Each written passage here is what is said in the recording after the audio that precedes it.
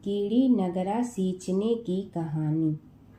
एक गांव में एक बुढ़िया माई रहती थी। उसके 2 बेटे तथा बहू भी थे। बुढ़िया माई भगवान श्री हरि विष्णु की परम भक्त थी। अपना जीवन दान धर्म पुण्य कार्य कर्मों में लगाती थी। परंतु बुढ़िया माई कभी भी मंदिर और सत्संग में वह तीर्थ स्थानों पर नहीं जाती थी।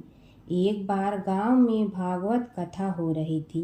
बेटे ने कहा, माँ आप सारा दिन घर में रहती हैं, आप मंदिर में भागवत कथा सुनने क्यों नहीं जाती? बुढ़िया माई ने बेटे का मन रखने के लिए कह दिया कि आज जाऊंगी, परंतु नहीं गई। ऐसा करते करते 6 दिन निकल गए। बुढ़िया माई के बेटे ने कहा, माँ आज अंतिम दिन है, आज तो कथा सुनने आपको जाना ही पड़ेगा। सारा दिन घर का काम करके बुढ़िया माई ने जाते जाते इतनी देर कर दी कि अंतिम दिन की भागवत कथा भी समाप्त हो गई। भगवान श्री हरि विष्णु सन्यासी का रूप धारण करके बुढ़िया माई के पास आए और बोले, बुढ़िया माई तुम कहाँ जा रही हो? बुढ़िया माई ने कहा, मैं भागवत कथा सुनने जा रही हूँ। तब सन्यासी रूपधारी भगवान श्री हरि विष्णु ने कहा, अब इतनी देर से क्यों जा रही हो? वहाँ तो अब कथा समाप्त हो गई है, अब वहाँ जाकर क्या करोगी? बुढ़िया माई ने कहा, अब घर से निकली हूँ तो जाकर ही रहूंगी। सब सन्यासी रूपधारी भगवान श्री हरि विष्णु ने कहा कि अब कथा समाप्त हो गई, भक्त लोग भी अपने अपने घर चले गए, अब तुम वहाँ से क्या लाओगी? तो बुढ़िया माई बोली, कुछ नहीं तो मैं वहाँ से एक ईंट ही उठा लाऊंगी।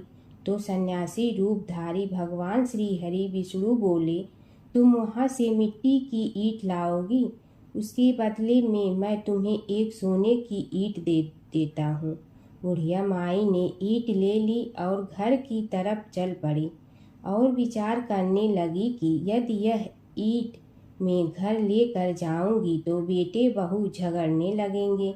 इसीलिए घर के आंगन में बाहर ही बुढ़िया माई ने वह ईंट जमीन में गाड़ दी। परंतु अब बुढ़िया माई का ध्यान उस ईंट पर ही रहने लगा।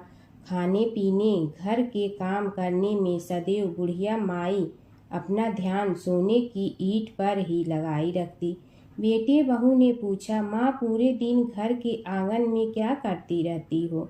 तो बुढ़िया माई ने कहा, मैं आने जाने वाले को देखती रहती हूँ।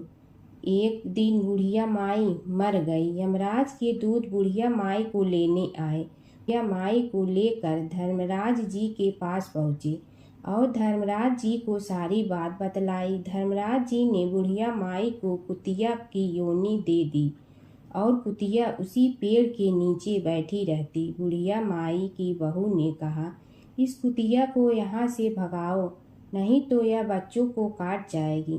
तो उसके बेटे ने उसकी पीठ पर एक लकड़ी मारी और बुढ़िया माई मर गई और को सर्प की योनि मिली। आंगन में सर्प को देखकर बेटे बहू ने किसी को काट नहीं जाए इसी डर से मार दिया। फिर बुढ़िया माई मरकर धर्मराज जी के पास पहुंची। बुढ़िया माई कीड़ी का रूप धारण करके उस आंगन में कीड़ी नगरा बना लिया। आंगन में कीड़ी नगरा हो गया। घर वाले बहुत परेशान हुए। घर वाले भोजन भी नहीं बना रहे थे और मन ही मन होने का स्मरण करने लगे। तब भगवान श्री हरि विष्णु सन्यासी का रूप धारण करके आए और बोले कि कुछ खाने को दे दो। तो घरवाले ने कहा, महाराज हमारे खाने को भी कुछ नहीं बनाया, क्योंकि हमारे घर में कीड़ी नगरा हो गया है, आप ही इसका कुछ उपाय बतलाइए। तब महाराज जी ने आंगन में खोदा और सोने की 28 निकाली और दोनों बेटों को दे दी और कहा, तुम्हारी माँ के नाम से दान पुण्य करना, धर्मशाला बनवाना, स्कूल बनवाना, प्याऊ लगवाना, गौशाला में गाय के चारे खाने की व्यवस्था करना। परंतु दोनों बेटे आपस में झगड़ने लगे कि तू दान कर, तू दान कर। किसी ने बुढ़िया माई के नाम से कोई दान नहीं किया और कीड़ी नगरा वहाँ उसी स्वरूप में स्थापित रहा। कुछ दिन बाद सन्यासी वापस आया और बुढ़िया माई के बेटों ने भगवान स्वरूपधारी सन्यासी महाराज से कहा कि हमारी घर की हालत वैसी की वैसी है, कीड़ी नगरा तो वैसे का वैसा ही है। तब साधु रूपधारी सन्यासी महाराज ने कहा, वह सोने के ईंट के टुकड़े लाओ और उन्हें बेचकर उनसे जो भी धन मिले उसे तुम्हारी माँ के नाम से दान पुण्य करो। इस कीड़ी नगरा पर शक्कर और आटा डालो। तुम ऐसा करोगे तो तुम्हारी माँ को मोक्ष प्राप्ति होगी। और उनके घर से कीड़ी नगरा चला गया। जो व्यक्ति प्रतिदिन सुबह प्रातः आटा और शक्कर कीड़ी नगरे पर डालता है वह सदैव धनवान, पुत्रवान, संपन्न, सुख शांति से जीवन यापन करता है। उसके घर में कभी कोई कष्ट नहीं आता है। उसका जीवन सदा सर्वदा आनंद से व्यतीत होता है। उसके परिवारजन उसे अत्यधिक स्नेह प्रदान करते हैं। कीड़ी नगरा प्रतिदिन सींचने से जुड़ी नगरी की कहानी सुनने से, दान पुण्य व धर्म कार्यों में रुचि लगाने से जीवन उत्तम हो जाता है। एक बूढ़ा ब्राह्मण था। वह रोज पीपल को जल से सींचता था। पीपल में से रोज एक लड़की निकलती और कहती, पिताजी मैं आपके साथ जाऊंगी। यह सुनते सुनते बूढ़ा दिन ब दिन कमजोर होने लगा। तो बुढ़िया ने पूछा कि क्या बात है। बूढ़ा बोला कि पीपल से एक लड़की निकलती है और कहती है कि वह भी मेरे साथ चलेगी। बुढ़िया बोली कि कल ले आना उस लड़की को, जहाँ 6 लड़कियां पहले से ही हमारे घर में है, वहाँ 7वीं लड़की और सही। अगले दिन बूढ़ा उस लड़की को घर ले आया। घर लाने के बाद बूढ़ा ब्राह्मण आटा मांगने गया तो उसने पहले दिनों की अपेक्षा आज ज्यादा आटा मिला था। जब बुढ़िया वह आटा छानने लगी तो लड़की ने कहा कि लाओ माँ, मैं छान देती हूँ। जब वह आटा छानने बैठी तो परात भर गई। उसके बाद माँ खाना बनाने जाने लगी तो लड़की बोली कि आज रसोई मैं बनाऊंगी। तो बुढ़िया बोली कि ना, तेरे हाथ जल जाएंगे। लेकिन लड़की नहीं मानी। वह रसोई में खाना बनाने गई तो उसने तरह तरह के 36 व्यंजन बना डाले और आज सभी ने भर पेट खाना खाया। इससे पहले वह आधा पेट भूखा ही रहते थे। रात हुई तो बुढ़िया का भाई आया और कहने लगा कि दीदी मैं तो खाना खाऊंगा। बुढ़िया परेशान हो गई कि अब खाना कहाँ से लाऊंगी। लड़की ने पूछा कि क्या बात है माँ। उसने कहा कि तेरा मामा आया है और रोटी खाएगा, लेकिन रोटी तो सबने खा ली है, अब उसके लिए कहाँ से लाऊंगी। लड़की बोली कि तू चिंता मत कर माँ, मैं बना दूंगी। और वह रसोई में गई और मामा के लिए 36 व्यंजन बना दी। मामा ने भरपेट खाया और कहा भी कि ऐसा खाना इससे पहले उसने कभी नहीं खाया है। बुढ़िया ने कहा कि भाई तेरी बावनी भाजी है, उसी ने बनाया है। शाम हुई तो लड़की बोली कि माँ चौका लगा के चौके का दिया जला देना, कोठे में मैं सोऊंगी। बुढ़िया बोली कि ना बेटी तू डर जाएगी। लेकिन वह बोली कि ना माँ, मैं नहीं डरूंगी, मैं अंदर कोठे में ही सोऊंगी। वह कोठे में ही जाकर सो गई। आधी रात को लड़की उठी और चारों ओर आंख मारी तो धन ही धन हो गया। वह बाहर जाने लगी तो एक बूढ़ा ब्राह्मण सो रहा था। उसने देखा तो कहा कि बेटी तू कहाँ चली। लड़की बोली कि मैं तो दरिद्रता दूर करने आई थी, अगर तुम्हें दूर करवानी है तो करवा लो। उसने बूढ़े के घर में भी आँख से देखा तो चारों ओर धन ही धन हो गया। सुबह सवेरे सब उठे तो लड़की को ना पाकर उसे ढूंढने लगे कि पावनी बेटी कहाँ चली गई। बूढ़ा ब्राह्मण बोला कि वह तो लक्ष्मी माता थी, जो तुम्हारे साथ मेरी दरिद्रता भी दूर कर गई। हे लक्ष्मी माता, जैसे आपने उनकी दरिद्रता दूर की वैसे ही सबकी करना। एक समय की बात है कि विष्णु भगवान का विवाह लक्ष्मी जी के साथ निश्चित हो गया। विवाह की तैयारी होने लगी। सभी देवताओं को निमंत्रण भेजे गए, परंतु गणेश जी को निमंत्रण नहीं दिया। कारण जो भी रहा हो, अब भगवान विष्णु की बारात जाने का समय आ गया। सभी देवता अपनी पत्नियों के साथ विवाह समारोह में आए। उन सब ने देखा कि गणेश जी कहीं दिखाई नहीं दे रहे हैं। तब वे आपस में चर्चा करने लगे कि क्या गणेश जी को कोई न्योता नहीं दिया है या स्वयं गणेश जी ही नहीं आए हैं। सभी को इस बात पर आश्चर्य होने लगा। तभी सब ने विचार किया कि विष्णु भगवान से ही इसका कारण पूछा जाए। विष्णु भगवान से पूछने पर उन्होंने कहा कि हमने गणेश जी के पिता भोलेनाथ महादेव को न्योता भेजा है। यदि गणेश जी अपने पिता के साथ आना चाहते हैं तो आ जाते। अलग से न्योता देने की कोई आवश्यकता भी नहीं थी। दूसरी बात यह है कि उनको 1.25 मन मूंग, 1.25 मन चावल, 1.25 मन घी और 1.25 मन लड्डू का भोजन दिन भर में चाहिए। यदि गणेश जी नहीं आएंगे तो कोई बात नहीं। दूसरे के घर जाकर इतना सारा खाना पीना अच्छा भी नहीं लगता।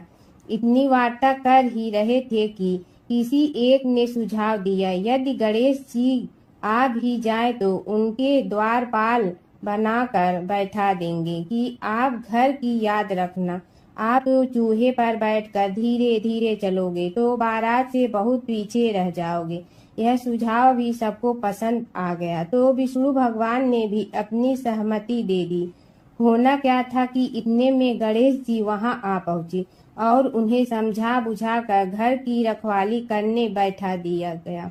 बारात चल रही थी, तब नारद जी ने देखा कि गणेश जी तो दरवाजे पर ही बैठे हुए हैं। तो वे गणेश जी के पास गए और रुकने का कारण पूछा। गणेश जी कहने लगे कि विष्णु भगवान ने मेरा बहुत अपमान किया है। नारद जी ने कहने लगे कि अपनी मूसक देना को आगे भेज दे तो वह रास्ता खोद देगी, जिससे उनके वाहन धरती में धंस जाएंगे। तब आपको सम्मान पूर्वक बुलाना पड़ेगा।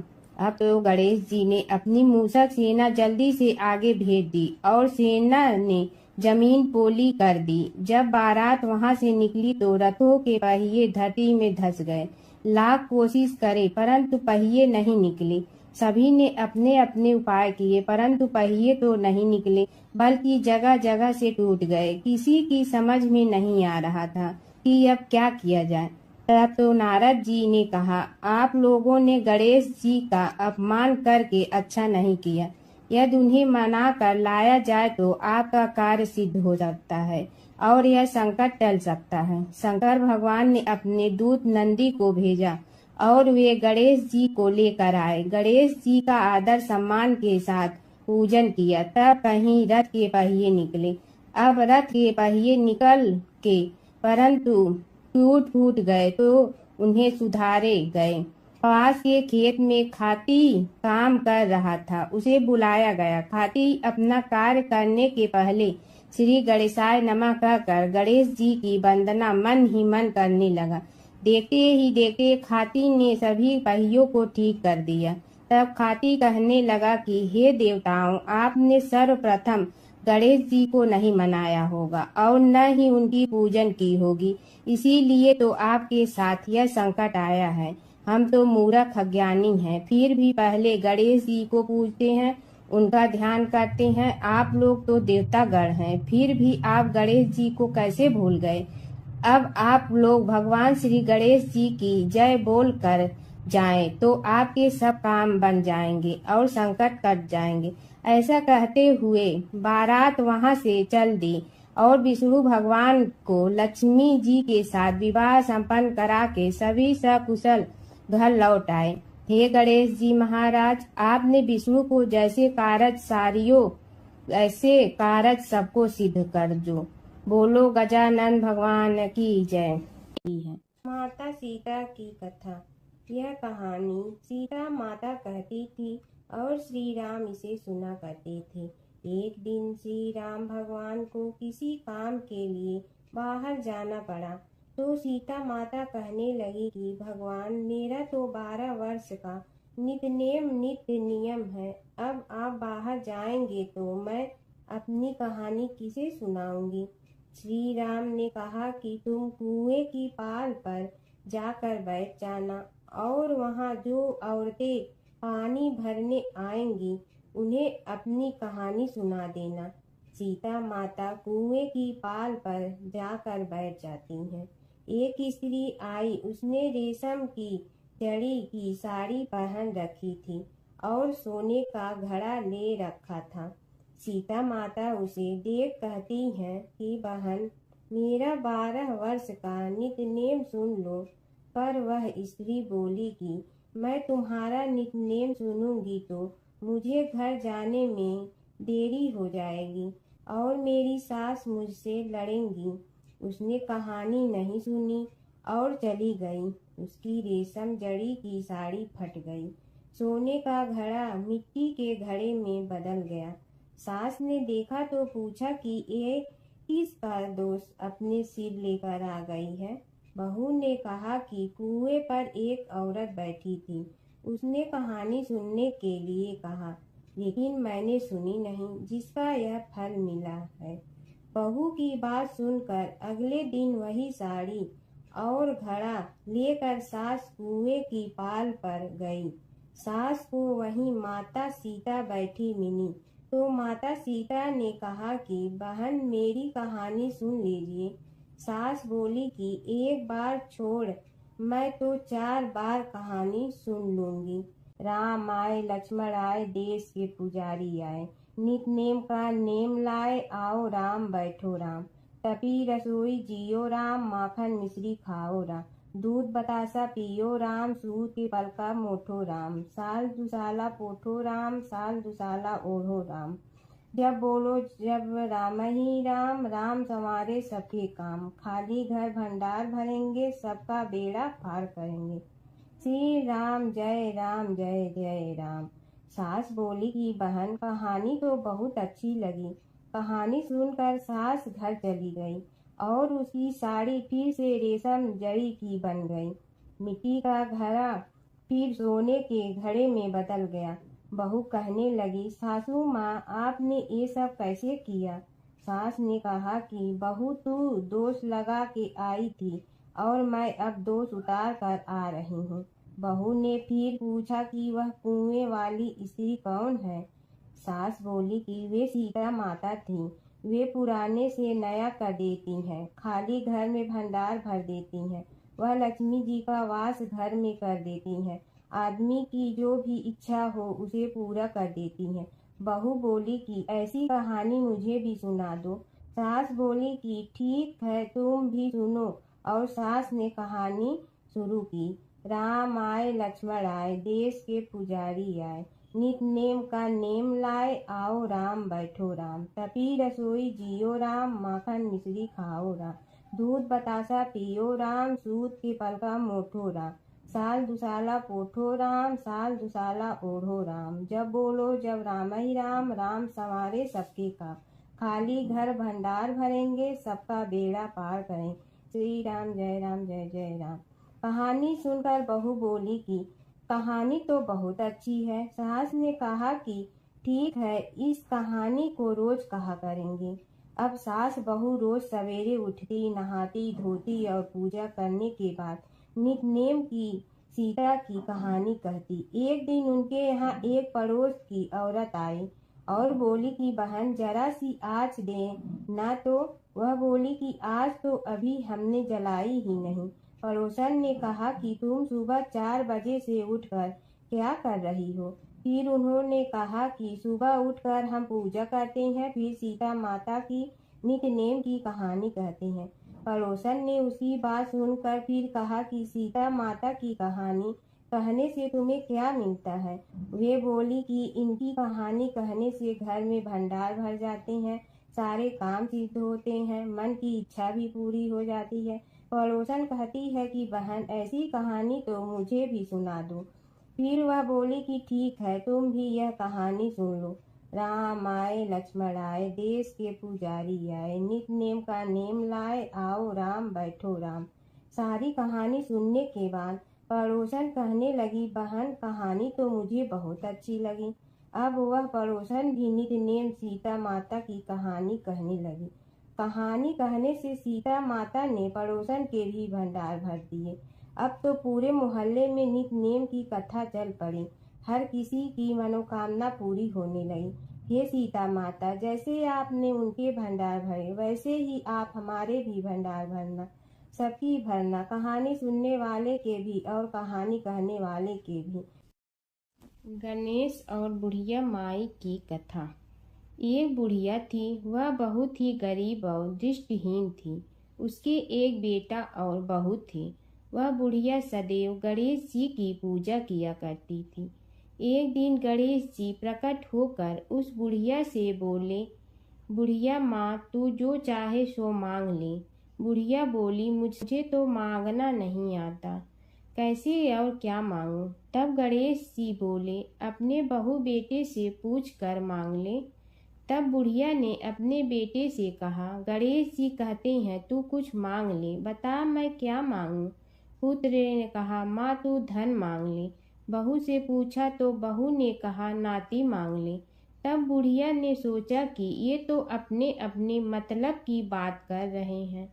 अतः उस बुढ़िया ने पड़ोसन से पूछा तो उन्होंने कहा, बुढ़िया तू तो थोड़े दिन जियोगी, क्यों तू धन मांगो और क्यों नाती मांगे। तू तो अपनी आँखों की रोशनी मांग ले, जिससे तेरी जिंदगी आराम से कट जाए। इस पर बुढ़िया बोली, यदि आप प्रसन्न है तो मुझे 9 करोड़ की माया दे, निरोगी काया दे, अमर सुहाग दे, आँखों की रोशनी दे, नाती दे, पोता दे और सब परिवार को सुख दे और अंत में मोक्ष दे। यह सुनकर तब गणेश जी बोले, बुढ़िया माँ, तुमने तो हमें ठग लिया। फिर भी जो तूने मांगा है वचन के अनुसार सब तुझे मिलेगा। और यह कहकर गणेश जी अंतर ध्यान हो गए। उधर बुढ़िया माँ ने जो कुछ मांगा वह सब कुछ मिल गया। हे गणेश जी महाराज, जैसे तुमने उस बुढ़िया माँ को सब कुछ दिया वैसे ही सबको देना। बुढ़िया माई को मुक्ति दी। तुलसी माता की कथा। एक बुढ़िया माई तुलसी जी को सींचती और कहती कि हे तुलसी माता, सत की दाता, मैं तेरा बिडला सींचती हूँ, मुझे बहू दे, पीताम्बर की धोती दे, मीठा मीठा घास दे, बैकुंठा में वास दे, चटक की चाल दे, पटक की मोत दे, चंदन का काठ दे, रानी सा राज दे, दाल भात का भोजन दे, 11 की मौत दे, कृष्ण जी का कंधा दे। तब तुलसी माता यह सुनकर सूखने लगी। तो भगवान ने पूछा कि हे तुलसी, तुम क्यों सूख रही हो। तुलसी माता ने कहा कि एक बुढ़िया रोज आती है और यही बात कह जाती है, मैं सब बात तो पूरा कर दूंगी, लेकिन कृष्ण का कंधा कहाँ से लाऊंगी। तो भगवान बोले, जब वो मरेगी तो मैं अपने आप कंधा दे आऊँगा, तू बुढ़िया माई से कह देना। जब बुढ़िया माई मर गई, सब लोग आ गए। जब माई को ले जाने लगे तो वह किसी से न उठी। तब भगवान एक 12 बरस के बालक का रूप धारण करके आए। बालक ने कहा, मैं कान में एक बात कहूँगा तो बुढ़िया माई उठ जाएगी। बालक ने कान में कहा, बुढ़िया माई मन की निकाल ले, पीताम्बर की धोती ले, मीठा मीठा घास ले, बैकुंठा का वास ले, चटक की चाल ले, पटक की मोत ले, कृष्ण जी का कंधा ले। यह सुनकर बुढ़िया माई हल्की हो गई। भगवान ने कंधा दिया और बुढ़िया माई को मुक्ति मिल गई। हे तुलसी माता, जैसे बुढ़िया माई को मुक्ति दी वैसे सबको देना। तुलसी माता की कथा। पुरानी समय की बात है। एक परम सुंदर और पतिव्रता स्त्री थी जिनका नाम था वृंदा। वे भगवान विष्णु की परम भक्त थी और उनका विवाह राक्षस राजा जलंधर से हुआ था। जलंधर बहुत शक्तिशाली था और उसकी शक्ति का रहस्य था उसकी पत्नी वृंदा की अटूट पतिव्रता धर्म। जब तक वृंदा अपने पति के प्रति सच्ची और समर्पित रही तब तक कोई भी देवता जलंधर को पराजित नहीं कर सकता था। देवताओं ने कई बार प्रयास किया लेकिन जलंधर अजेय रहा। तब सभी देवता भगवान विष्णु के पास गए और उनसे सहायता मांगी।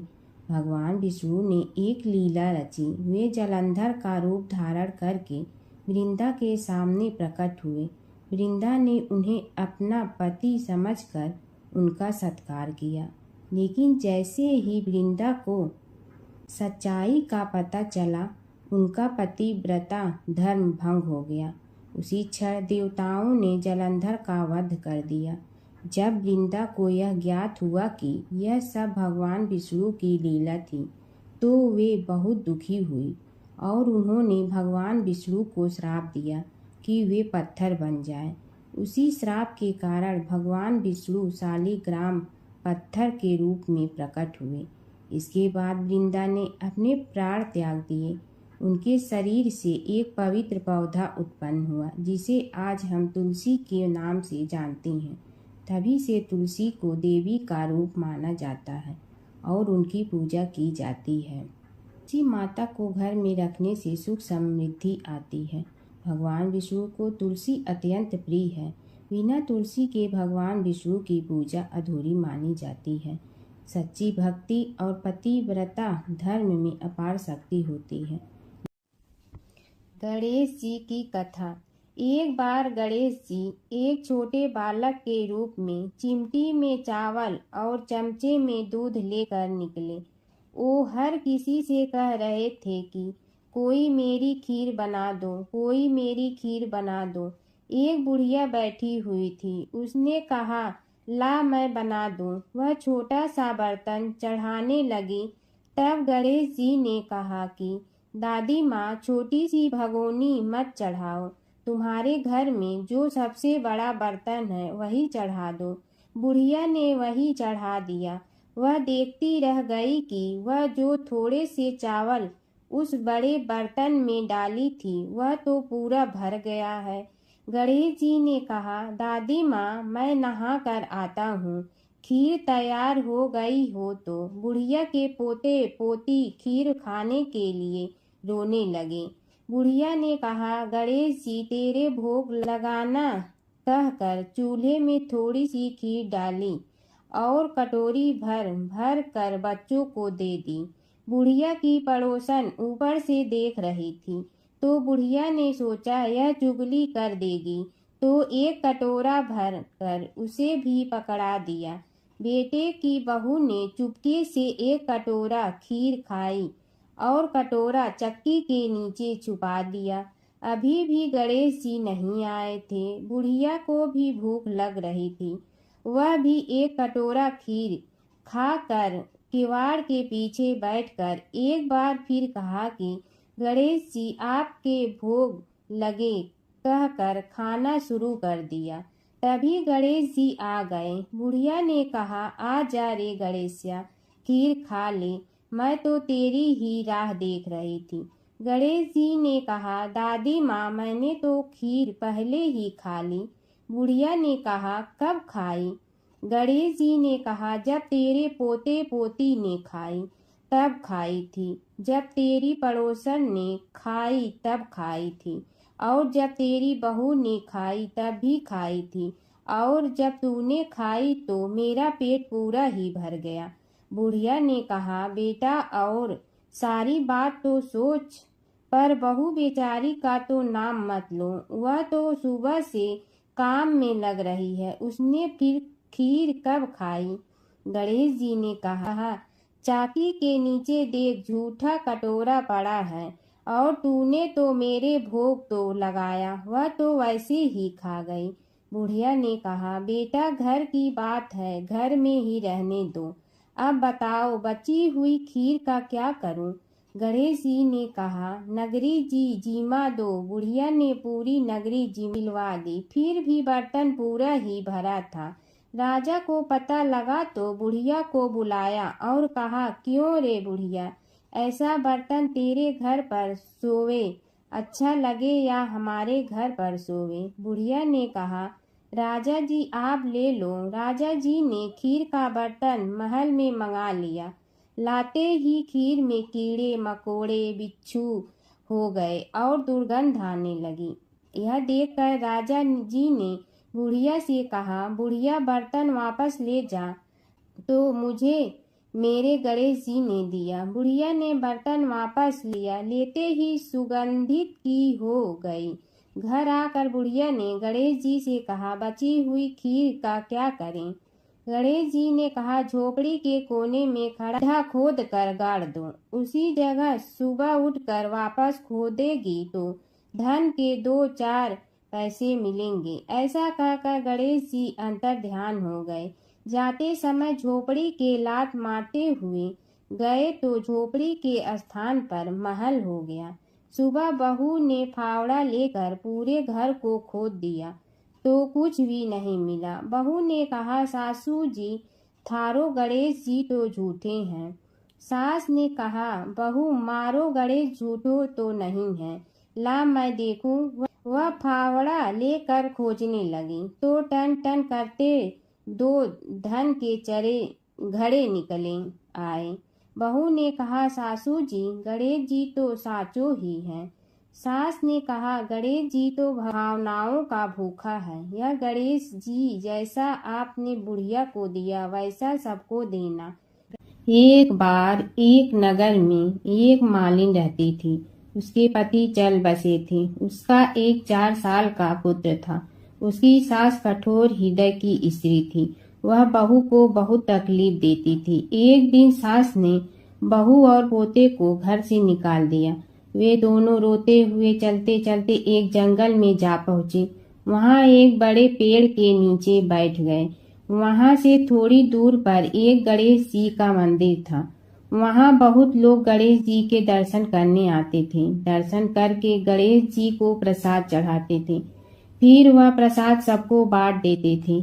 इस प्रसाद से माँ बेटे का गुजारा होने लगा। दोनों गणेश जी की पूजा पाठ में लग गए। एक दिन उन्होंने सोचा, क्यों न हम भी जंगल से फूल लाकर बेचें। वे रोज जंगल से फूल लाकर उसकी माला बनाकर बेचने लगे। साथ में पूजा की सामग्री और प्रसाद भी बेचने लगे। इससे उनको आमदनी होने लगी। गणेश जी की कृपा से आमदनी बढ़ने लगी। जल्दी ही उन्होंने एक मकान और एक दुकान बना लिया। एक राजा की लड़की मंदिर में रोज पूजा करने आती थी। मालिन के बेटे को देखकर राजकुमारी उस पर मोहित हो गई और उसे विवाह करने की सोचने लगी। उसने अपनी भाभी से अपने मन की बात कही। भाभी अनुभवी थी। उसने कहा, ये तो मालिन का बेटा है और तुम एक राजा की बेटी हो। यदि तुमने उससे विवाह किया तो तुम्हारी बहुत बेइज्जती होगी। पर राजकुमारी अपनी बात पर अड़ी रही। उसने कहा, मैंने तो प्रतिज्ञा कर ली है कि उसी से विवाह करूंगी। भाभी ने घर जाकर सारी बात राजा को बता दी। राजा ने मना नहीं किया और विवाह के लिए तैयार हो गए।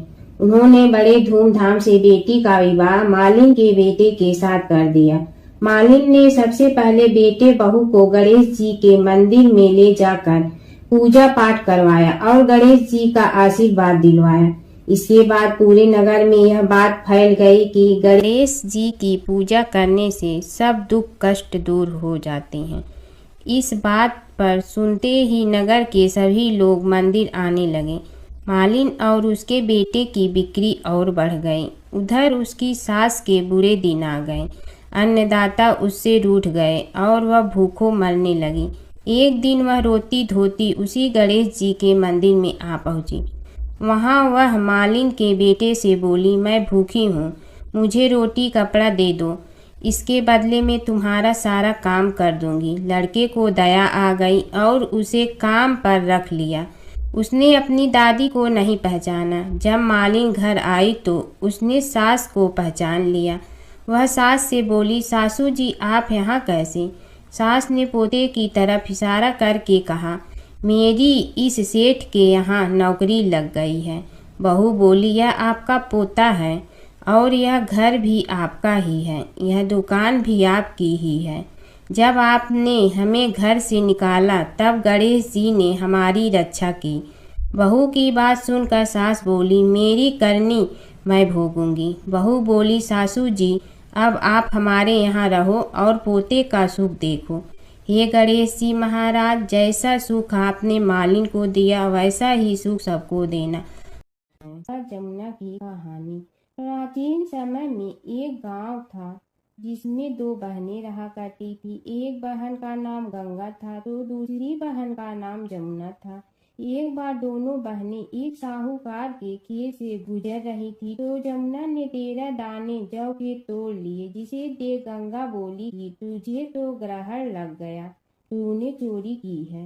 इस पर जमुना बोली कि अब मेरा ग्रहण कैसे धुलेगा। गंगा ने कहा कि तुझे 12 साल तक साहूकार के यहाँ नौकरी करनी पड़ेगी, तभी तेरा पाप धुलेगा और ग्रहण से मुक्ति मिलेगी। जमुना साहूकार के यहाँ नौकरी के लिए जाती है और अपने लिए काम मांगती है। साहूकार उसे काम पर रख लेता है, लेकिन काम करने से पहले जमुना उसे कहती है कि मैं सारे काम करूंगी, लेकिन 4 काम नहीं करूंगी।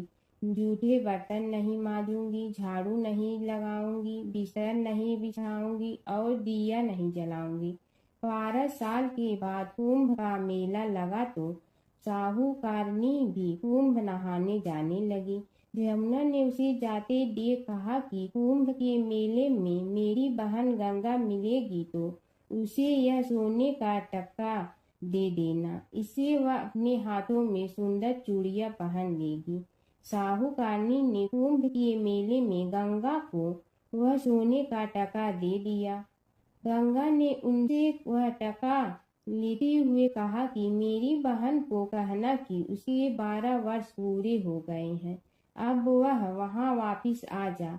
साहूकार व साहूकारनी वापिस घर आए तब जमुना मटके में पानी भर रही थी। दोनों जमुना से बोले कि हमने सोने का वह टका तेरी बहन गंगा को दे दिया था और उसने कहा है कि तेरे 12 वर्ष पूरे हो गए हैं, इसलिए अब तुम वापिस जाओ। यह समाचार सुनते ही जमुना सहस्त्र धारा में बदल गई और बहने लगी।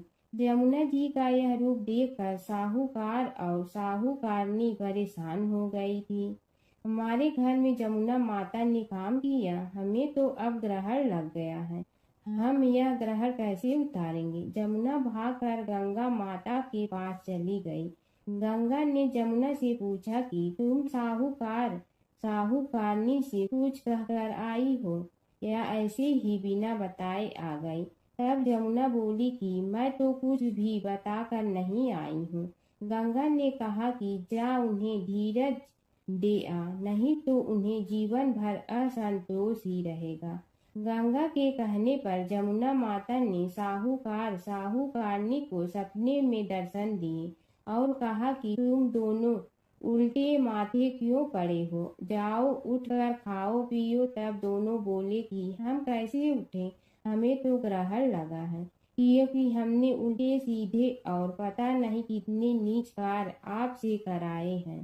तब जमुना जी बोली कि तुम्हें ग्रहण नहीं लगा है, ग्रहण तो मुझे लगा था कि मैंने तुम्हारे खेत से 13 दाने जौ के चुराए थे।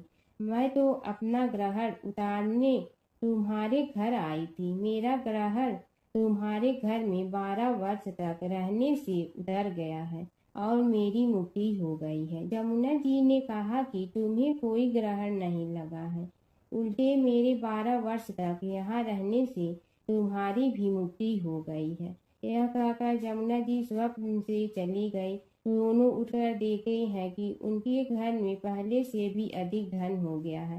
हे जमुना माता, जैसे आपने साहूकार व साहूकारनी की मुक्ति कराई, वैसे ही आप अपने सभी भक्तों की करना। नगर बसेरे की कहानी। किसी गांव में एक भाट व एक जाट रहता था। दोनों में घनिष्ठ मित्रता थी। एक बार जाट अपनी बहन के घर जाने को तैयार हुआ तो भाट अपनी ससुराल जाने को तैयार हुआ। दोनों साथ चल पड़े तो रास्ते में रुककर एक कुएं की मुंडेर पर बैठ गए। जाट ने भाट से कहा कि नगर बसेरा कर लेते हैं। इस पर भाट बोला कि तू ही नगर बसेरा कर ले, मैं तो अपनी ससुराल जा रहा हूँ, वहाँ खूब खातिर होगी मेरी, तू कर ले नगर बसेरा। जाट वहीं कुएं के पास बैठ पानी की घंटी और चावल का दाना लेकर नगर बसेरा करने लगा। नगर बसेरा करने के साथ जाट कहने लगा कि नगर बसेरा जो करे सो मल धोवे पाँव, ताता माड़ा ताप तापसी देगी मेरी माँ। माँ देगी मावशी तेगी द्वारका का वास, मीठा मीठा घास वृंदावन का वास। पाँच कुल्थी छठी रास, मेरी जीवड़ो श्री कृष्ण के पास। डालू पानी हो जाए घी, झट से निकल जाए मेरा जी। यह सब कर कर के वह जाट बहन के पास चल पड़ा। जाट की बहन ने भाई के आने पर उसकी खातिर की। खी बूरा के साथ भाई को जिमाया। दोनों ने बैठकर ढेर सारी बातें की। इधर भाट अपने ससुराल पहुंचा तो वहां आग लगी हुई थी। आग बुझाने वह भी लग गया, जिसमें हाथ मुंह भी काले हो गए और खुद भी थोड़ा सुलझ गया। ना रोटी ना पानी के लिए ही किसी ने पूछा। एक पड़ोसन आई तो उसने भाट की सास को कहा कि जमाई आया है, जरा उस आओ भगत कर लो। बुढ़िया बोली कि सब कुछ तो जल गया है, अब कहाँ से आओ भगत करूं। तब पड़ोसन ने ही भाट को एक रोटी के साथ छाछ दी। उसने वही खाकर गुजारा किया। शाम को दोनों फिर घर की ओर चल पड़े और रास्ते में मिल गए और एक दूसरे का हाल पूछा। भाट बोला कि मेरी ससुराल में तो आग लगी हुई थी, आग बुझाते मैं खुद काला हो गया हूँ, ना रोटी मिली ना पानी। जाट बोला कि मेरी तो बहुत खातिर हुई। फिर बोला कि मैंने कहा था ना कि नगर बसेरा कर ले, अब कर ले। लेकिन भाट ने फिर मना कर दिया। कहने लगा कि चाहे रोटी दे या न दे, तेरी तो माँ है, दही चूरमा का पेड़ा धरा पाएगा। भाट ने फिर नगर बसेरा नहीं किया, जाट ने कर लिया। नगर बसेरा जो करे सो मल धोए पाँव। ताता माड़ा तापसी देगी मेरी माँ। माँ देगी मावशी देगी द्वारका का वास, मीठा मीठा घास वृंदावन का वास। पाँच कुल्थी छठी रास, मेरा जी बड़ो श्री कृष्ण के पास। डालू पानी हो जाए घी, झट से निकल जाए मेरा जी। करके वह चल पड़ा। घर पहुँचते ही जाट की मावशी ने बहुत लाड प्यार किया। उधर भाट घर गया तो उसकी भैंस खो गई थी। बाप एक लाठी रखे तो दूसरी उठाए और कहने लगा कि ससुराल गया तो आग लगा दी, अब यहाँ आया तो भैंस खो दी। बाप ने कहा कि पहले भैंस लेकर आ, तभी रोटी पानी मिलेगा। सारा दिन भाट भैंस ढूंढता रहा, लेकिन उसे भैंस नहीं मिली। जाट और भाट की मुलाकात फिर से बाजार में हो गई। जाट ने भाट के हाल चाल पूछे तो भाट बोला कि आते ही भैंस खो गई, बस उसी दिन से भैंस ढूंढ रहा हूँ।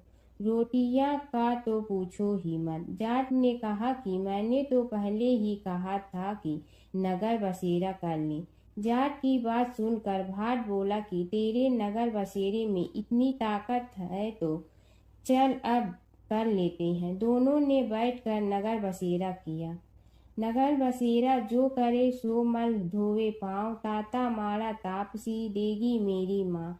माँ देगी मावशी देगी द्वारका का वास, मीठा मीठा घास वृंदावन का वास। पाँच कुल्थी छठी रास, मेरा जीवड़ो श्री कृष्ण के पास। डालू पानी हो जाए घी, झट से निकल जाए मेरा जी। दोनों के नगर बसेरा करने पर भाट जैसे ही आगे बढ़ा तो उसकी खोई भैंस मिल गई, जिसे लेकर घर पहुंचा। घर पहुंचते ही माँ ने कहा कि लड़के को आते ही घर से निकाल दिया, सारे दिन से ये भूखा प्यासा भटक रहा है। यह कहकर उसकी माँ ने उसको खूब खिलाया पिलाया।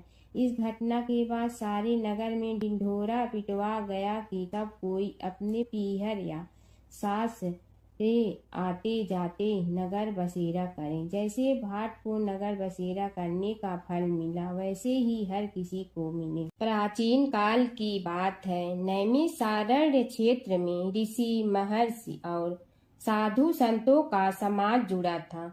उसमें श्री सूत जी भी विद्यमान थे। शौनक जी ने उनकी सेवा में उपस्थित होकर निवेदन किया कि हे अज्ञान रूप घोर तिमिर को नष्ट करने में करोड़ों सूर्यों के समान प्रकाशमान श्री सूत जी हमारे कानों के लिए अमृत के समान जीवन प्रदान करने वाले कथा तत्व का वर्णन कीजिए। हे सूत जी, हमारे हृदयों में ज्ञान के प्रकाश की वृद्धि तथा भक्ति, वैराग्य और विवेक की उत्पत्ति जिस कथा से हो सकती हो, वह हमारे प्रति कहने की कृपा कीजिए। शौनक जी की जिज्ञासा से सूत जी बड़े प्रसन्न हुए। पुरातन इतिहासों के स्मरण से उनका शरीर पुलकायमान हो रहा था। वे कुछ देर उसी स्थिति में विराजमान रहकर कुछ विचार करते रहे और अंत में बोले, शौनक जी, इस विषय में आपके चित्त में बड़ी जिज्ञासा है। आप धन्य हैं जो सदैव ज्ञान की प्राप्ति में तत्पर रहते हुए विभिन्न पुराण कथाओं की जिज्ञासा रखते हैं। आज मैं आपको ज्ञान के परम स्रोत रूप श्री गणेश जी का जन्म कर्म रूप चरित्र सुनाऊंगा। गणेश जी से ही सभी ज्ञानों, सभी विद्याओं का उद्भव हुआ है। अब आप सावधान चित्त से विराजमान हो।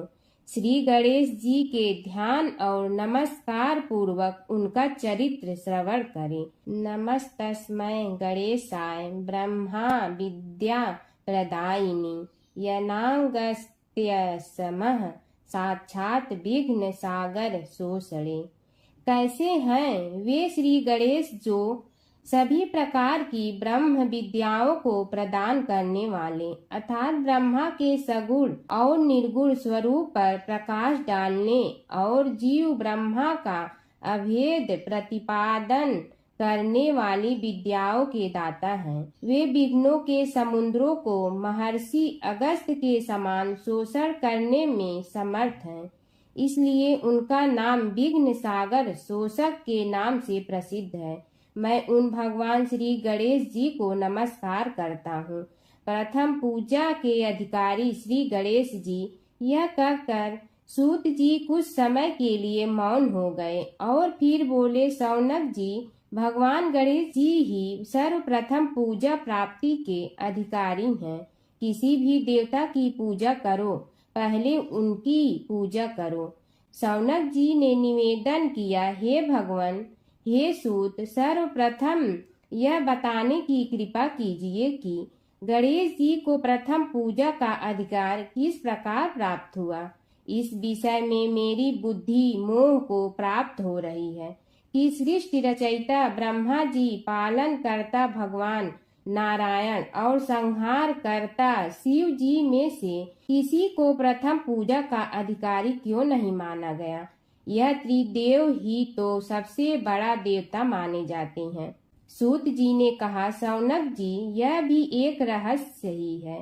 देखो, अधिकार मांगने से नहीं मिलता, इसके लिए योग्यता होनी चाहिए। संसार में अनेकों देवी देवताएं पूजे जाते हैं। पहले जो जिसका इष्ट देव होता है वह उसी की पूजा किया करता है। इससे बड़े देवताओं के महत्व में कमी आने की आशंका उत्पन्न हो गई। इस कारण देवताओं में परस्पर विवाद होने लगा। वे उसका निर्णय प्राप्त करने के लिए शिव जी के पास पहुँचे और प्रणाम करके पूछने लगे, प्रभु, हम सब में प्रथम पूजा का अधिकारी कौन है। शिव जी सोचने लगे कि किसे प्रथम पूजा का अधिकारी माने। तभी उन्हें एक युक्ति सूझी। बोले, देवगण, इसका निपटारा बातों से नहीं तथ्यों से होगा। इसके लिए एक प्रतियोगिता रखनी होगी, शिव की परिक्रमा करने की प्रतियोगिता। देवगण उनका मुख देखने लगे, शंकित हृदय से सोचने लगे कि कैसी प्रतियोगिता रहेगी। यह शिव जी ने उनके मन के भाव ताड़ लिए, इसलिए सांत्वना भरे शब्दों में बोले, घबराओ मत, कोई कठिन परीक्षा नहीं ली जाएगी। बस इतना ही कि सभी अपने अपने वाहनों पर चढ़कर संसार की परिक्रमा करो और फिर यहाँ लौट आओ। जो पहले लौटेगा वही सर्वप्रथम पूजा का अधिकारी होगा। अब क्या देर थी, सभी अपने अपने वाहन पर चढ़कर दौड़ पड़े। किसी का वाहन गजराज था तो किसी का सिंह, किसी का भैंसा तो किसी का मृग, किसी का हंस तो किसी का उल्लू, किसी का अश्व तो किसी का श्वान। अभिप्राय यह है कि वाहनों को विविधता के दर्शन उस समय जितने भले प्रकार से हो सकते थे उतने अन्य समय में नहीं। सबसे गया बीता वाहन गणेश जी का था मूषक, उससे चूहा भी कहते हैं। ऐसे वाहन के बल भरोसे इस प्रतियोगिता में सफल होना तो क्या, सम्मिलित होना भी हास्यास्पद है। गणेश जी ने सोचा, छोड़ो, क्या होगा प्रतियोगिता में भाग लेने से, हम तो यहाँ बैठे रह कर ही तमाशा देखेंगे। वे बहुत देर तक विचार करते रहे। अंत में उन्हें एक युक्ति सूझी। शिव जी स्वयं ही जगदाता हैं, यह संसार उन्हीं का प्रतिबिंब है, तब क्यों न इन्हीं की परिक्रमा कर ली जाए। इनकी परिक्रमा करने से ही संसार की परिक्रमा हो जाएगी। ऐसा निश्चय कर उन्होंने मूषक पर चढ़कर शिव जी की परिक्रमा की और उनके समक्ष जा पहुँचे। शिव जी ने कहा, तुमने परिक्रमा पूर्ण कर ली? उन्होंने उत्तर दिया, जी हाँ। शिव जी सोचने लगे कि इसे तो यहीं घूमते हुए देखा, फिर परिक्रमा कैसे कराया। देवताओं का परिक्रमा करके लौटना आरंभ हुआ और उन्होंने गणेश जी को वहां बैठे देखा तो माथा ठनक गया। फिर भी साहस करके बोले, अरे तुम विश्व की परिक्रमा के लिए नहीं गए?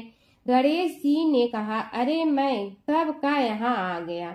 देवता बोले, तुम्हें तो कहीं भी नहीं देखा। गणेश जी ने उत्तर दिया, देखते कहाँ से, समस्त संसार शिव जी में विद्यमान है। इनकी परिक्रमा करने से ही संसार की परिक्रमा पूर्ण हो गई। सूत जी बोले, शौनक, इस प्रकार गणेश जी ने अपनी बुद्धि के बल पर ही विजय प्राप्त कर ली। उनका कथन सत्य था, इसलिए कोई विरोध करता भी तो कैसे। बस उसी दिन से गणेश जी की प्रथम पूजा होने लगी। सूत जी बोले, हे शौनक जी, यह एक तथ्य है कि गणेश जी ही उसके पात्र हैं। वे बड़े देवता का भी कार्य सिद्धि में विघ्न उपस्थित होने पर उन विघ्न राज का आश्रय न लिया हो। हे शौनक, वे देव भी बड़े दयालु हैं। नाम तो शिव जी का ही आशुतोष है, किंतु वे सर्वात्मा और सर्वरक्षक प्रभु तो शिव जी की अपेक्षा भी शीघ्र ही प्रकट हो जाते हैं। उनका भक्त कभी किसी संकट में नहीं पड़ता। यदि प्रारब्ध वशात कभी किसी विपत्ति में पड़ भी जाता है तो गणेश्वर की उपासना करने पर उनके अनुग्रह से उनके समस्त दुख दूर होकर परम सुख की प्राप्ति होती है। शौनक ने कहा, हे सूत जी, हे महाभाग, हे प्रभु, मैं गणेश जी के विभिन्न चरित्रों का अध्ययन करना चाहता हूँ, तो मुझे बताइए कि किस ग्रंथ का अवलोकन करूँ। हे दयामय, आपको तो उनके समस्त चरित्र विदित है कि यदि आप ही उन्हें सुनाने की कृपा करें तो मेरा अत्यधिक उपकार होगा। सूत जी बोले, हे शौनक भगवान, गणेश्वर के इतने चरित्र हैं कि उन सब का कथन इस जीवा से संभव नहीं, क्योंकि प्रभु अनंत, प्रभु चरित्र अनंता वाली बात समस्त विद्वान ऋषि मुनि कहते हैं। फिर भी गणेश जी प्रथम पूजा के अधिकारी होने के कारण समस्त देव चरित्रों में जुड़े हुए हैं, इसलिए उनका प्रभाव भी सर्वाधिक व्यापक है। हे मुने, हे शौनक, वे भगवान सर्व समर्थ हैं। वे सभी का तिरस्कार करने में समर्थ हैं, किंतु उनका तिरस्कार कोई भी नहीं कर सकता। यह त्रिलोक्य उन्हीं भगवान के संकेत पर नित्य करता है। इसकी समस्त क्रियाएं उन्हीं की इच्छा पर आश्रित हैं।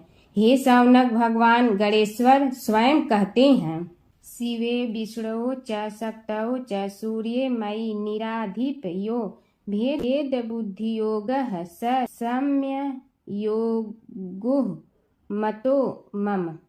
हे नरेश्वर, हे वरेण्य, शिव, विष्णु, शक्ति, सूर्य और मुझ गणेश में जो अभेद बुद्धि योग है, मेरे मत में वही सम्यक योग है। इससे यह भी सिद्ध है कि समस्त देवता उन्हीं के स्वरूप हैं। वे ही भगवान विभिन्न कार्य रूपों के अनुसार अपना भिन्न भिन्न नाम रखते हैं। हे मुनि श्रेष्ठ, उन सब देवताओं के चरित्र भी उन्हीं गणराज के चरित्र हैं। यद्यपि सब चरित्र एक ही ग्रंथ में मिलने में संभव नहीं है, फिर भी गणेश्वर के अनेकों प्रमुख चरित्रों का वर्णन गणेश पुराण में हुआ है। राजा सोमकांत का वृतांत कथन। शौनक जी ने पूछा, हे प्रभु, गणेश पुराण का आरंभ किस प्रकार हुआ, यह मुझे बताने की कृपा करें। इस पर सूत जी ने कहने लगे, हे शौनक, यद्यपि गणेश पुराण है तो बहुत प्राचीन, क्योंकि भगवान गणेश्वर तो आदि हैं। न जाने कब से गणेश जी अपने उपासकों पर कृपा करते चले आ रहे हैं। उनके अनंत चरित्र हैं, जिनका संग्रह एक महापुराण का रूप ले सकता है। उसे एक बार भगवान नारायण ने नारद जी को और भगवान ने शंकर और जगन जननी पार्वती जी को सुनाया था। बाद में वही पुराण संक्षेप रूप में ब्रह्मा जी ने महर्षि वेद व्यास को सुनाया और फिर व्यास जी ने महर्षि भृगु को सुनाया। भृगु ने कृपा करके सौराष्ट्र के एक राजा सोमकांत को सुनाया था। तब से वह पुराण अनेक कथाओं में विस्तृत होता रहा और अनेक कथाओं से रहित होता हुआ अनेक रूप में प्रचलित है। शौनक जी ने पूछा, भगवान, आप यह बताने का कष्ट करें कि राजा सोमकांत कौन था। उसने महर्षि से गणेश पुराण का श्रवण कहाँ किया था, उस पुराण के श्रवण से उसे क्या क्या उपलब्धियां हुई। हे नाथ, मुझे श्री गणेश्वर की कथा के प्रति उत्कंठा बढ़ती ही जा रही है। सूत जी बोले, हे शौनक, सौराष्ट्र के देवनगर नाम की एक प्रसिद्ध राजधानी थी। वहाँ का राजा सोमकांत था।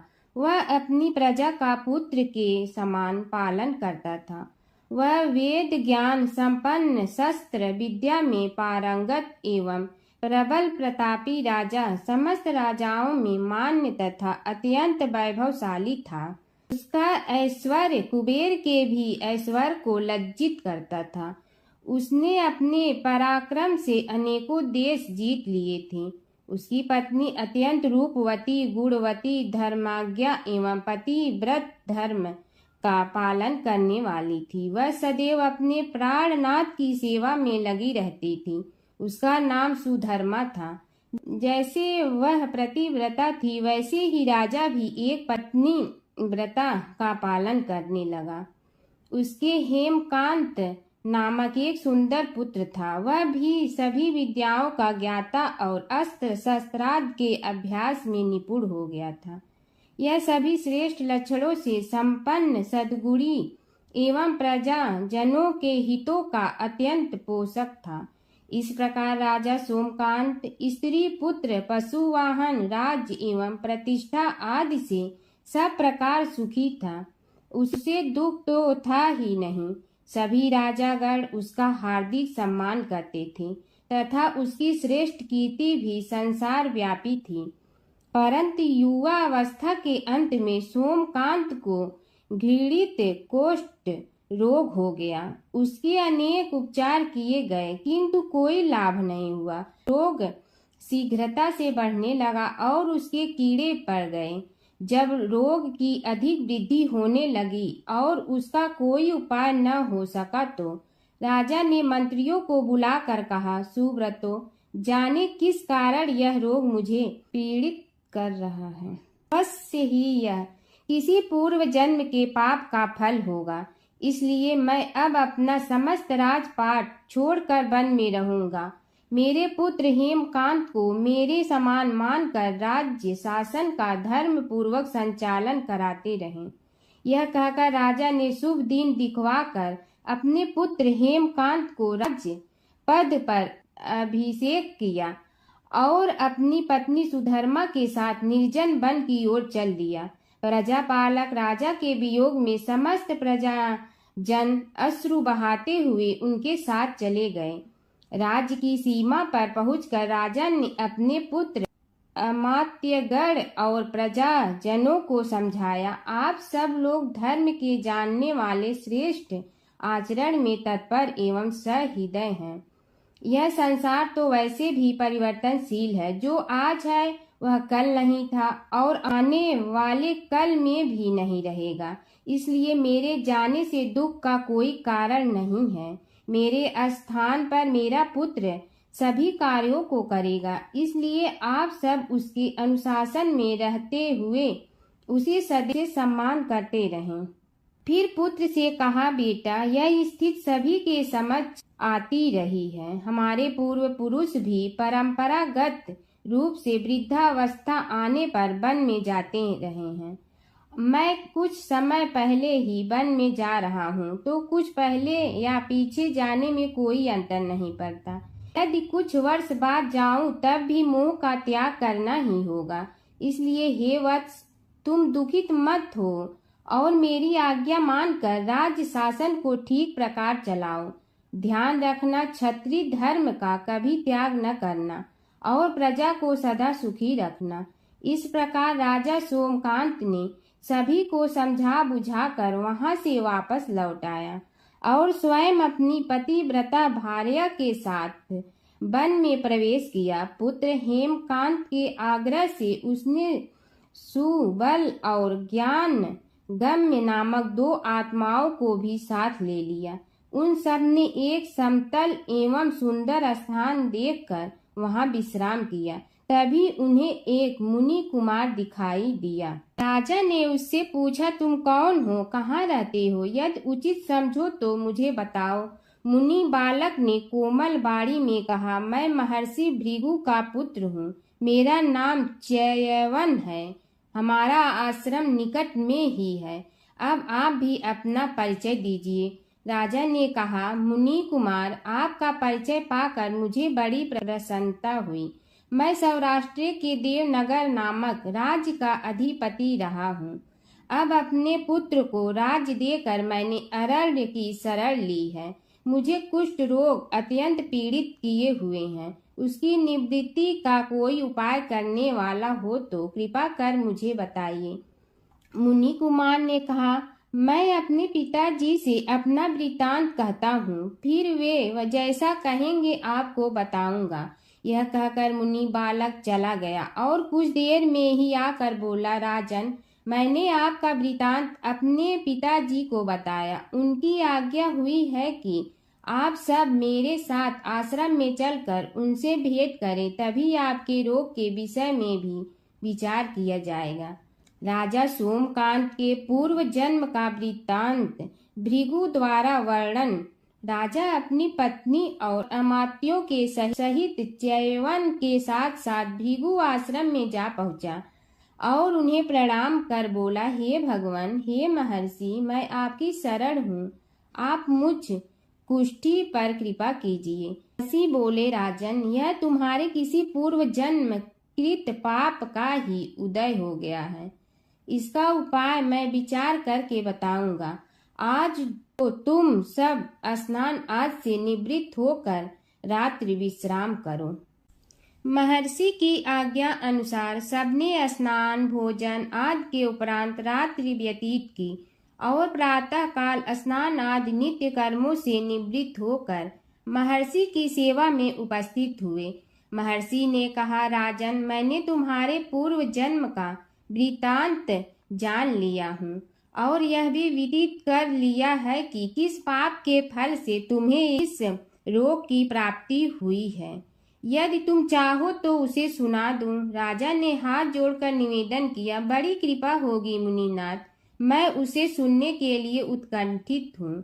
महर्षि ने कहा, तुम पूर्व जन्म में एक धनवान वैश्य के लाडले पुत्र थे। वह वैश्य विंध्याचल के निकट कौलहार नामक ग्राम में निवास करता था। उसकी पत्नी का नाम सुलोचना था। तुम उसी वैश्य दंपत के पुत्र हुए। तुम्हारा नाम कामद था। तुम्हारा लालन पालन बड़े लाड चाव से हुआ।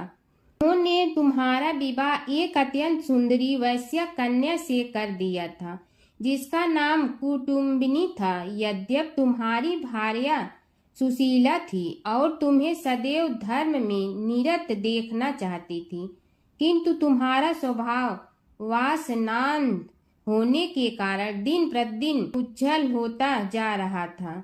किंतु माता पिता भी धार्मिक थे, इसलिए उनके सामने तुम्हारी उज्ज्वलता दबी रही। परंतु माता पिता की मृत्यु के बाद तुम निरंकुश हो गए और अपनी पत्नी की बात भी नहीं मानते थे।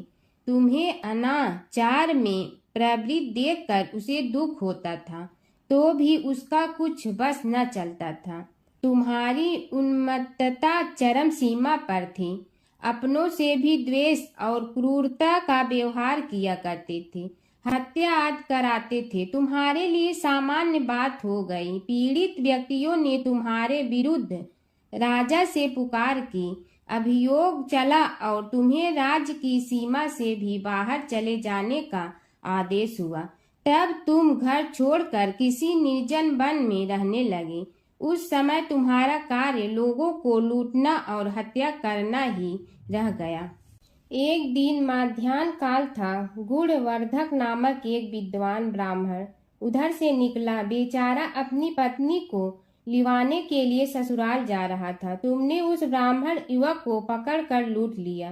प्रतिरोध करने पर उसे मारने लगे तो वह चित्कार करने लगा, मुझे मत मार, मत मार, देख मेरा दूसरा विवाह हुआ है, मैं पत्नी को लेने के लिए जा रहा हूँ। किंतु तुम तो क्रोधवश में ऐसे लीन हो रहे थे कि तुमने उसकी बात सुनकर भी नहीं सुनी। जब उसे मारने लगे तो उसने श्राप दे दिया, अरे हत्यारे, मेरी हत्या के पाप से तो सहस्त्र कल्प तक घोर नरक भोगोगे। तुमने उसकी कोई चिंता न की और सिर काट लिया। राजन, तुमने ऐसी ऐसी एक नहीं बल्कि अनेक निरीह हत्याएं की थी, जिनकी गणना करना भी पाप है। इस प्रकार इस जन्म में तुमने घोर पाप कर्म किए थे, किंतु बुढ़ापा आने पर जब अशक्त हो गए तब तुम्हारे साथ जो क्रूर कर्मा थे वे भी किनारा कर गए। उन्होंने सोच लिया कि अब तो इसे खिलाना भी पड़ेगा, इसलिए मरने दो यहीं।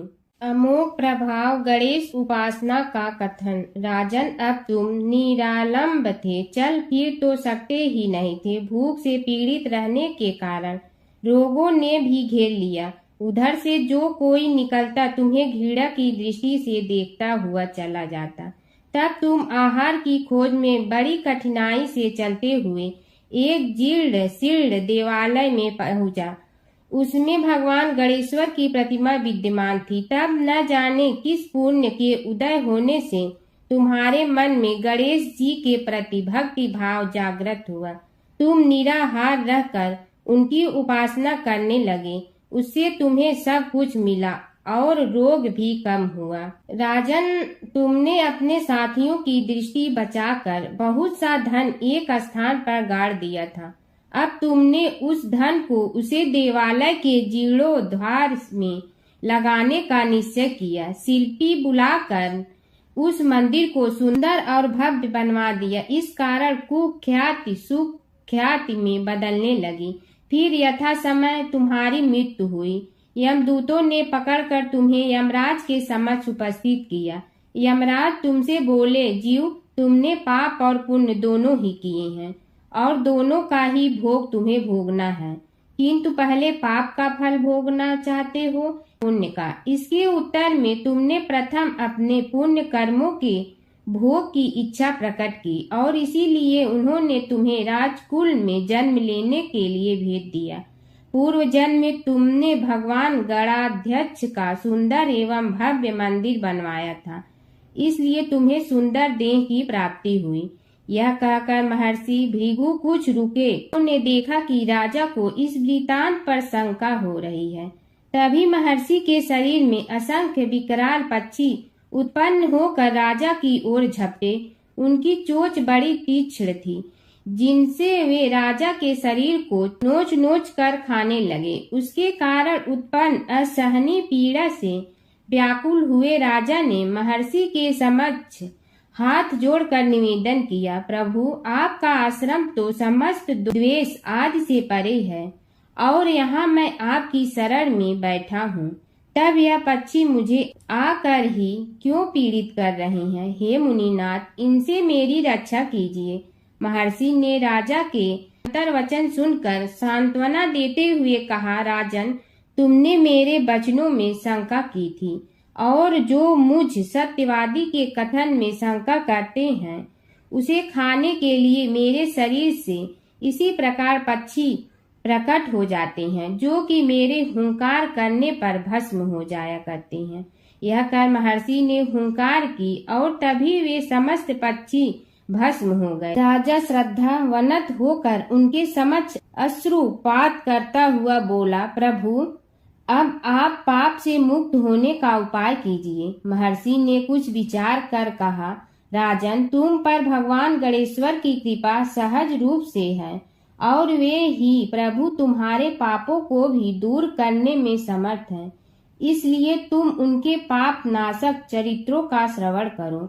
गणेश पुराण में उनके चरित्रों का भले प्रकार वर्णन हुआ है, अतएव तुम श्रद्धा भक्ति पूर्वक उसी को सुनने में चित्त लगाओ। राजा ने प्रार्थना की, महामुनि, मैंने गणेश पुराण का नाम भी आज तक नहीं सुना, तो उनके सुनने का सौभाग्य कैसे प्राप्त कर सकूंगा?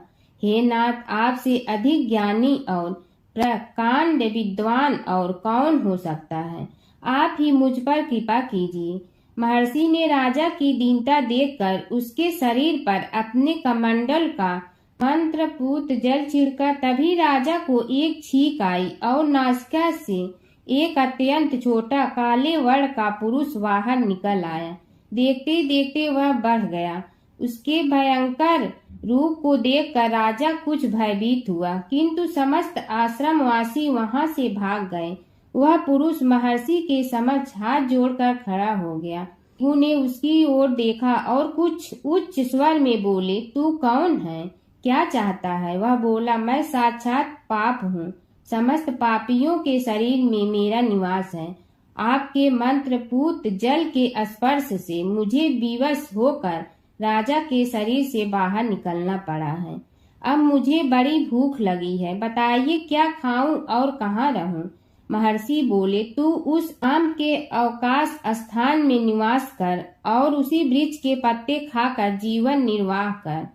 यह सुनते ही वह पुरुष आम के वृक्ष के पास पहुंचा, किंतु उसके स्पर्श मात्र से वह वृक्ष जलकर भस्म हो गया। फिर जब पाप पुरुष को रहने के लिए कोई स्थान दिखाई न दिया तो वह भी अंतर्हित हो गया। हर व्रत कथा के साथ पढ़ी और सुनी जाने वाली लपसी तपसी की यह कहानी। एक लपसी था, एक तपसी था। तपसी हमेशा भगवान की तपस्या में लीन रहता था। लपसी रोजाना सवा सेर की लपसी बनाकर भगवान का भोग लगाकर जीम लेता था। एक दिन दोनों लड़ने लगे। तपसी बोला, मैं रोज भगवान की तपस्या करता हूँ, इसलिए मैं बड़ा हूँ।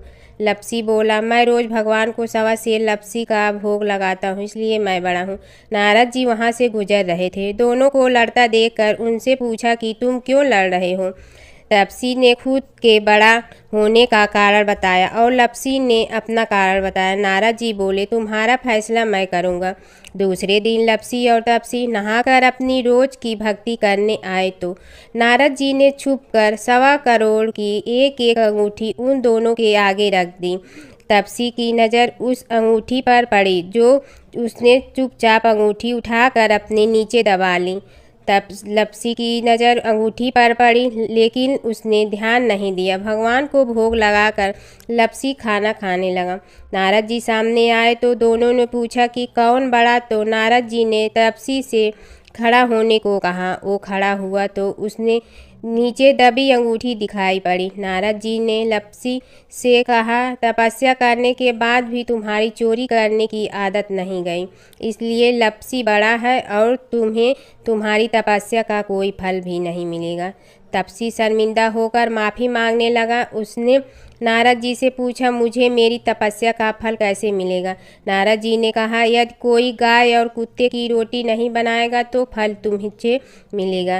यदि कोई ब्राह्मण को भोजन करवा कर दक्षिणा नहीं देगा तो फल तुम्हें मिलेगा। यदि कोई साड़ी के साथ ब्लाउज नहीं देगा तो फल तुझे मिलेगा। यदि कोई दिए से दिया जलाएगा तो फल तुम्हें मिलेगा। यदि कोई सारी कहानी सुने लेकिन तुम्हारी कहानी नहीं सुने तो फल तुझे मिलेगा। उसी दिन से हर व्रत कथा कहानी के साथ लपसी तपसी की कहानी भी सुनी और कही जाती है। ओम जय जगदीश हरे स्वामी जय जगदीश हरे, भक्त जनों के संकट क्षण में दूर करे। ओम जय जगदीश हरे, जो ध्यावे फल पावे, दुख बिन दे मन का, सुख संपत्ति घर आवे, कष्ट मिटे तन का।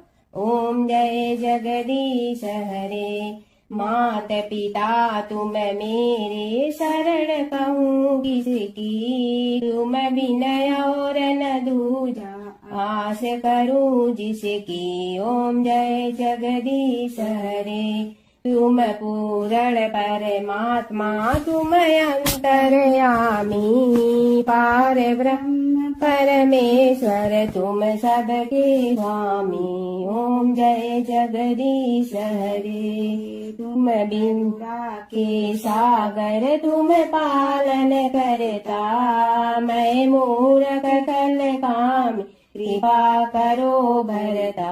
ओम जय जगदीश हरे, तुम हो ये कय गोचर, सबके प्राणपति, किस विधि मिलूं दया में, तुमको मैं कुमति। ओम जय जगदीश हरे, दीन बंधु दुख हरता, तुम रक्षक मेरे, अपने हाथ उठाओ द्वार पड़ा तेरे। ओम जय जगदीश हरे, विषय विकार मिटा, पाप हरो देवा, श्रद्धा भक्ति बढ़ाओ, संतन की सेवा। ओम जय जगदीश हरे, तन मन धन सब तेरा, स्वामी सब कुछ है तेरा, तेरा तुझको अर्पण क्या लागे मेरा। ओम जय जगदीश हरे, जय जगदीश हरे, स्वामी जय जगदीश हरे, भक्त जनों के संकट क्षण में दूर करे। ओम जय जगदीश हरे, स्वामी जय जगदीश हरे।